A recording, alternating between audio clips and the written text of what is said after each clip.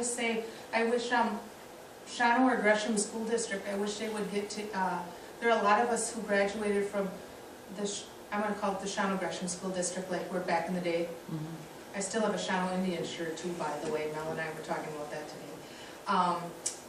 That when people graduate, I'm sure there are a lot of us who are in good jobs that would gladly give $20 a year, $5 a year, but no one ever asks us for that, you know? And I wish more people would do that because there's a lot of nice causes.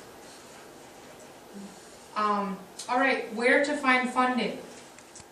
Government or public sources. So from the public sector, you can get federal, state, or municipal grants, and that means sometimes counties or cities give out grants. There are some K-12 schools that have grants that have, they might get a bigger state or federal grant, but then teachers can apply for professional development grants. There's little grants that you, or if you work at a university, I know when I was working at UW Oshkosh, if you were a professor there, you could apply for up to $5,000 a year to either go to and present at a conference or go to research. So there, within universities, colleges, or schools, there are also grants.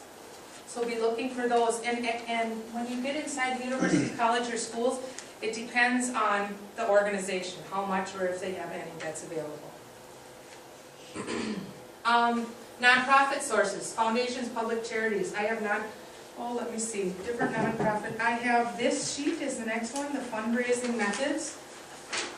I did my best to give you, and it was updated last week. I had my girl check all the links so that they worked.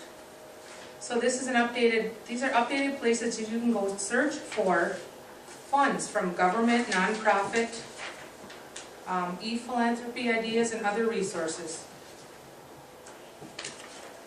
So when you say, where do I look for a grant? You can either ask Google or you can look on this sheet. And again, you can just email me if you want electronic versions of any of this. And I think most of the time we post it on where? I was just thinking maybe we should put all these handouts on your blog. I probably won't get it done tomorrow, but next week.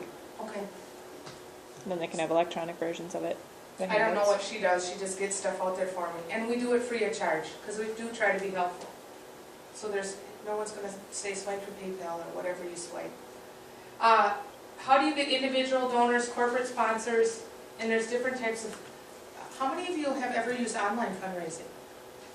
Anyone? I've done it for other people.